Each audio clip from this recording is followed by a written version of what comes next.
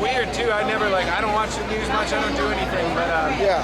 I became a Christian last year, and God's just been teaching me about Him. And in that, like, He was just like, just brought this to my attention and pulled it on my heart. But then my buddy Tyler was the one who was like, man, we should go. And now we're here and just pray. God knows what He's doing. Good for you, brother. Take care. You too. Captain Lewis, Alex Salazar, are we following? How you doing there, sir? All kinds of names. Keep on running into each other. Yes. Yeah, how are you? Good. I know Dylan was supposed to meet up with you. There was a damn snowstorm. Right. And he could not get up the road. My road is very steep. Nobody can come here and tell us that we are not. You were snowed in. Because we are. Wow. So here we find ourselves in in another place. Last time we met, we were in Ferguson. Now we're in Baltimore. I mean, what do you make of all this? I mean, you have a sign, rioting is the scream of the hurt and oppressed. Start listening.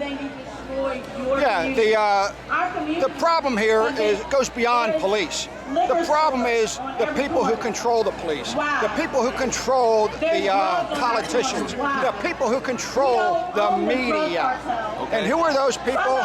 They're filthy, rich, white men. And they're so rich and so hidden that we don't even know who they are. But they're the ones that are the cause of this.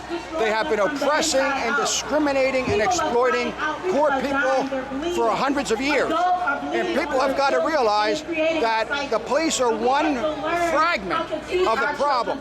But the media is even a bigger problem. It is the media.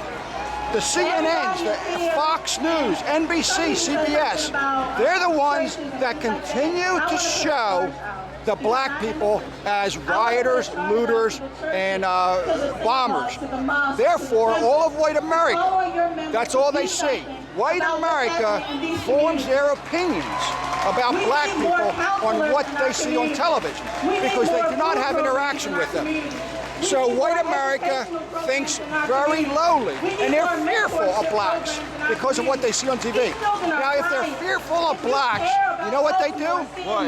They want their police department. They don't allow their police departments to get military equipment. They want their police departments to have military equipment to protect them from the black community that lives across the tracks. So the filthy rich know exactly what they're doing. Frame the poor, the black people as dangerous, and the white community will want military equipment.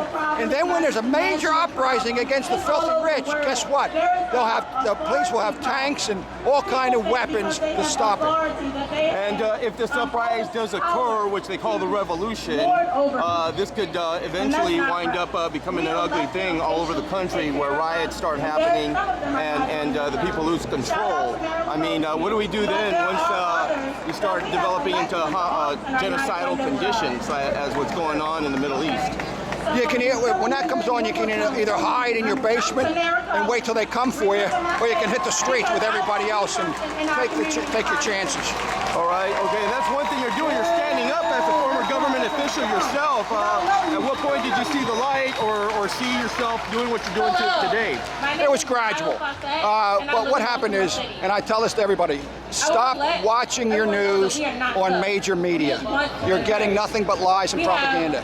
Start watching your news and reading your news on independent media. It was independent media where I started to learn the truth. And then I found out about Occupy on independent media and what they really stood for. On mainstream media, they portrayed Occupy as dirty, lazy hippies who needed to get a bath and get a job. But I realized on independent media that was a lie.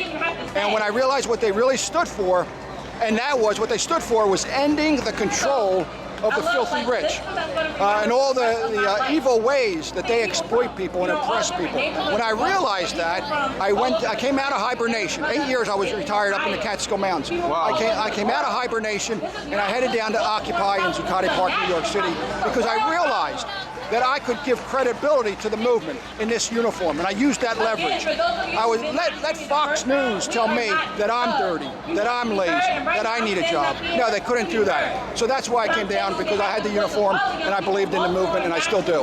And how do we get more progressive Caucasians or whites to come out to deal with this problem at hand? I mean, a lot of people don't give up what they have. Alex, they're exploiting these poor people. you hit it on the head.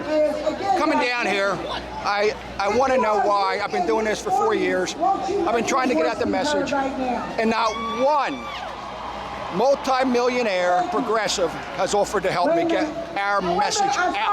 But do you remember what the Tea Party did to Joe the Plumber?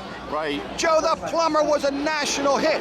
Everybody heard what Joe the Plumber had to say because the rich Tea Party people got behind him. There's a lot of people on our side that should be heard, but the quote, and I put progressives in quote, what are they doing with their millions of dollars? Oprah Winfrey, if you Google it, she's worth 1.9 billion. Not million, billion. That's 1,900 million. Is she here? Was she in Ferguson? Did she send water to Ferguson? Has she sent water here? No. She's barricaded in her mansion with 100 rooms and 50 bathrooms. So these people are phony, and they got to be called out on it. Right, and so that's, Uncle Tom syndrome, pretty much what they talk about, right? Where people sell out knowing that their people are suffering, and yet, they make token movies like Selma, that was a hit, but yet, the problem still exists. And who knows, the movie was probably made for profit, for money. Do it the right way. They're prostitutes. I sit in the schools. Okay. I sit with the So what were you going to talk to Dylan about? Dylan Avery, what were you going to share with him? Well, basically the same thing I'm sharing here. That we can't lose perspective. Like, people are celebrating what happened here with the indictments, and that's great. Okay. But this is a drop in the bucket. There is so much a bigger problem. We have got to continue from here and build on this all across the country to go after the filthy rich. They are the problem here. They control the media, they control the message, and they're keeping us at odds. They control Christian fundamentalists, okay? Christian fundamentalists are the ones who constantly throw out these red herrings that keep us at each other against gay marriage. So what are we doing?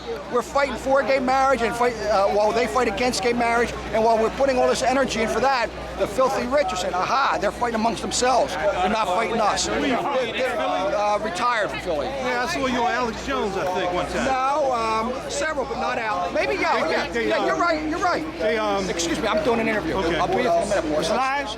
Well, I don't know. No, I'm just recording right now. Thank you.